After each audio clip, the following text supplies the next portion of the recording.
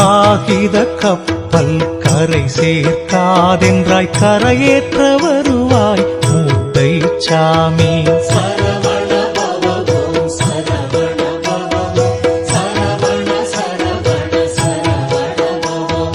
கிளரொளி சுடரே கீதையின் நாயக கீழ்மை அறுத்தெறி மூத்தை சாமி.